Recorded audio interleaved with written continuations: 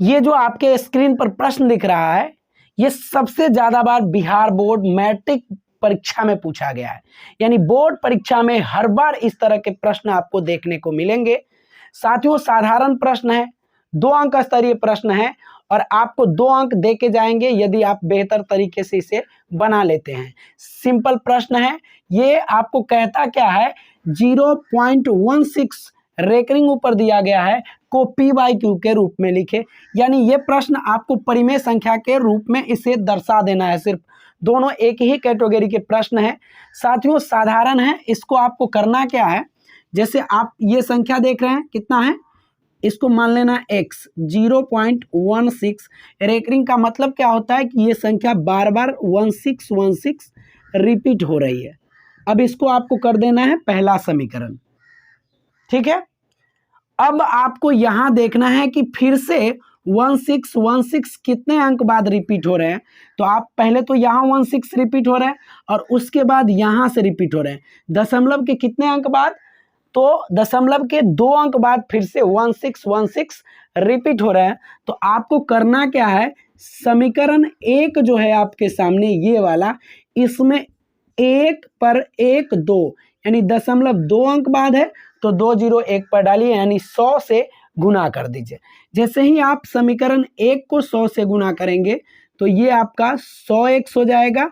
और जैसे ही आप इसमें 100 से गुना करते हैं तो दशमलव जो है 2 अंक आगे भाग जाएगा। जितने जीरो रहेंगे, जितने अंक आगे भागेंगे, 1 पर जितना जीरो है उतना अंक आगे आपका भाग जाएगा दशमलव। तो यहाँ से भाग के दशमलव आपका यहाँ आ जाएगा, यानी 16.161616 इसको हम लिख सकते हैं। ये आपका दूसरा समीकरण होगा, ठीक है साथियों। इस तरह से आपका 2 समीकरण आ जाएंगे। एक और एक 6 लिख लीजिए, क्योंकि यहाँ पर 4 है, यहाँ पर भी 4 रखिए। अब आपको करना क्या है, समीकरण 2 में से 1 को घटा देना है। ये जो समीकरण 2 आपका है उसमें से समीकरण 1 को घटा लेना है। अब जैसे ही आप घटाते हैं तो 100 में से आपका 100x जो है उसमें से x को घटाते हैं तो कितना आएगा, 99x, ठीक है। और दशमलव के बाद दोनों में सेम अंक है तो वो तो खत्म हो जाएगा। फिर आपको 16 में से 0 घटाना है, 16 में से 0 घटाएंगे तो 16 ही आएगा। यहाँ से आपको x निकालना है तो x बराबर 16 और ये गुना में है, इधर आएगा तो ये भाग में आ जाएगा। इस तरह से आपका पहला प्रश्न सॉल्व हो जाएगा।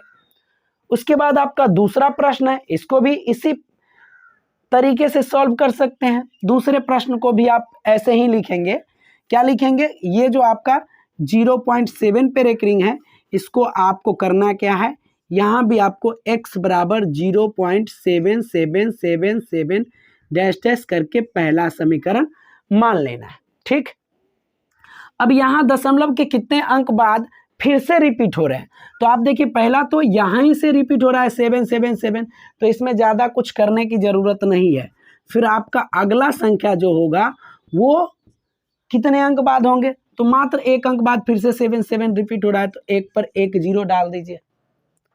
आप चाहिएगा तो 2 3 4 5 जितना मर्जी उतना 0 डाल के बना सकते हैं, लेकिन वो फिर आपके लिए परेशानी का सबब होगा। लेकिन अब आसानी से आप बनाने के लिए क्या कीजिएगा कि कम अंकों पर इसको सीमित कीजिएगा। तो जैसे इसमें 10 से गुना करेंगे तो ये हमारा 10x हो जाएगा और ये दशमलव जो है 1 अंक आगे बढ़ जाएगा तो कितना होगा, 7.7777 ऐसे करके आपका दूसरा समीकरण है, ठीक है। अब ये आपका दूसरा समीकरण रहा, ये आपका पहला समीकरण रहा। अब क्या कीजिएगा, दूसरे समीकरण में से पहले को फिर से इसी के तरह घटा लीजिएगा। तो लिखिएगा समीकरण 2 माइनस 1। अब 2 में से 1 घटाइए, 10x है, इसमें से एगो x घटा लेना है तो 9x आएगा, ठीक है। दशमलव के बाद वाला से खत्म हो गया, बचा कितना, 7 में से आपको 0 घटाना है, 7 ही आएगा। इसलिए x बराबर कितना होगा, तो 7 और ये गुना में है, इधर आएगा तो भाग में आएगा। तो ये आपका 7/9 और इसका आंसर 16/99 आ गया। ये परिमेय संख्या के रूप में प्रदर्शित हो गया। साथियों, यदि आपको ये वीडियो अच्छा लगा तो इस वीडियो को एक लाइक और साथ ही हमारे YouTube channel Naval study centre को सब्सक्राइब कर लीजिएगा। जय हिंद, जय भारत।